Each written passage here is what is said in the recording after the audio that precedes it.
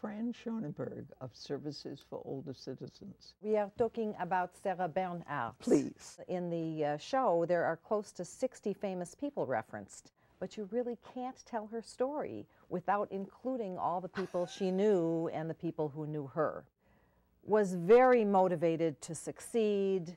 She studied at the Conservatoire and then moved on to the Comédie Française, where at one point she was dismissed and then later invited to return.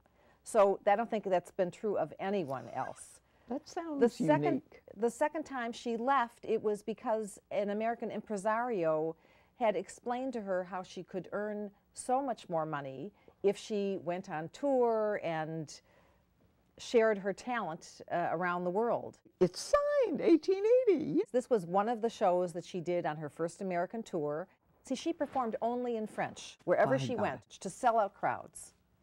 It's French on one side and English on the other. I love to perform, but I really do not like to hear the rustling of pages while I am performing. This is something to look at before and after, but not during the performance. She did perform a number of male roles. No. She did, yes. And in fact, she actually performed Hamlet at Stratford-on-Avon in England in French. It's said that she studied her parts in a coffin. The reality is that Sarah Bernhardt was an amazing self-promoter. So the photographs of her in a coffin were more to get attention, and it worked. Would you demonstrate, if you please? This yes. Actually, you see the case, and I'm not sure, it's pretty worn, but this actually was Sarah Bernhardt's. And what she did when she wanted to read is a magnifying glass, so she would take it out. And I don't think I have ever seen a photo of her wearing glasses, so I guess this is how it was done. The only correct version of my plays, translated and printed from my prompt books.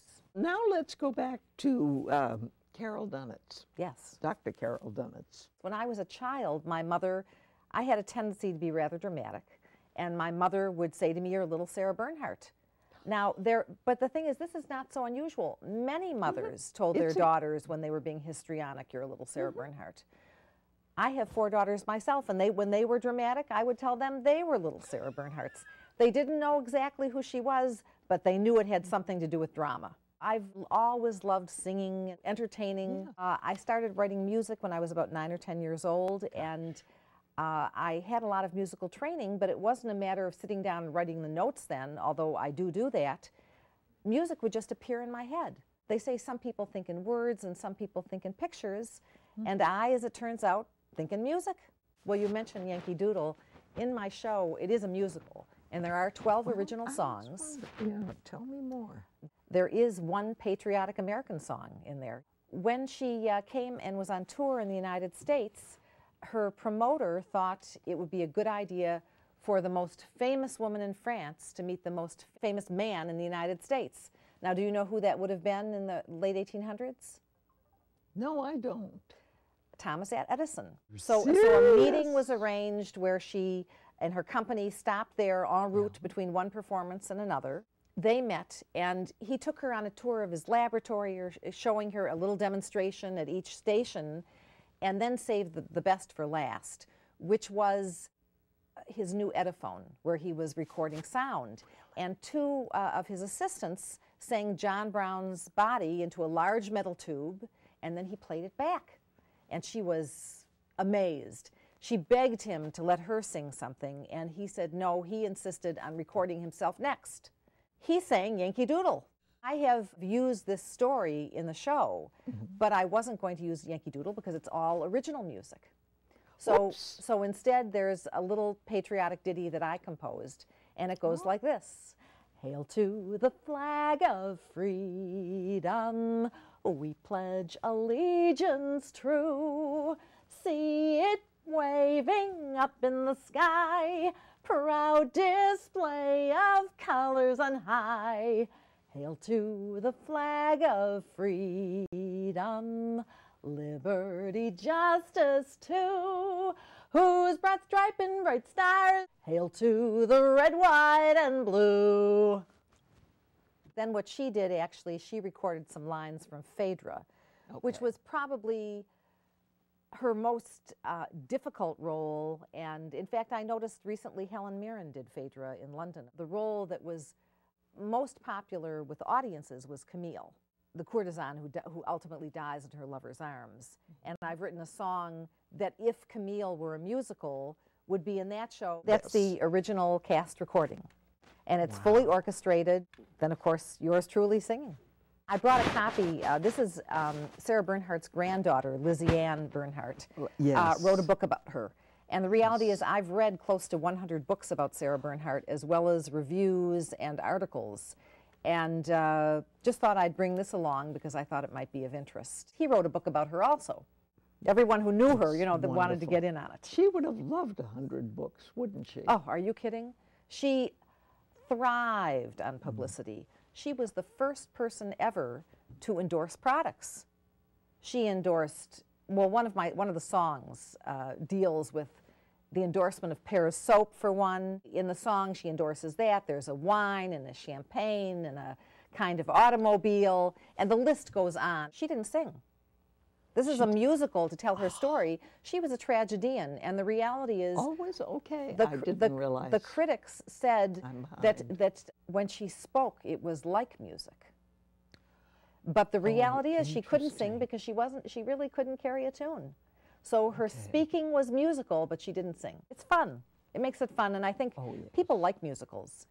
They're very... I do. Yeah. Well, you know, they're very strong melody lines in these songs. So what's fun is that you walk away with the melodies dancing in your head, and hopefully you want to buy the CD. But in any case, the music and the lyrics, they're not so typical of what you hear today, more typical of what I refer to as the golden era of musical theater. I'm talking about Cole Porter and George Gershwin and Richard Rodgers and Jerome Kern. In terms of lyricists, Cole Porter, Ira Gershwin, Larry Hart. Yes. Lyrics that are almost like poetry, where you want to go back and see, gee, how did she put all that together? How does it all work? And music that stays with you. I remember a few months ago running into a friend who I hadn't seen in years, and she started singing a song I'd written like 20 years ago, and I just thought, pretty cool, eh? Absolutely. When I first came to this country, I did not speak English. It was very difficult, très difficile. But over time, I learned. But you know, everywhere I have performed in French only. But now, I perform only with a French accent. Wise compromise. Well, you know, when you do a lot of research, you have so much material, you have to carefully pick and choose. It's not like you have only so much and you've got to use everything. You really have to carefully choose which things you are going to use and which thing is going to stir the audience, draw them in. What are they going to be able to identify with? This actually was an authentic pattern for an 1893 wedding gown that I had made in a magenta shantung. It's wonderfully lush. I do love it. She was very flamboyant, and that's why I chose a bright color. And your point is, all her life, it paid to be flamboyant. Marvelous marketing. I am having 2 more outfits made right now. One is a gorgeous evening gown from the same era, the 1890s, and another is a tea dress, a tea gown.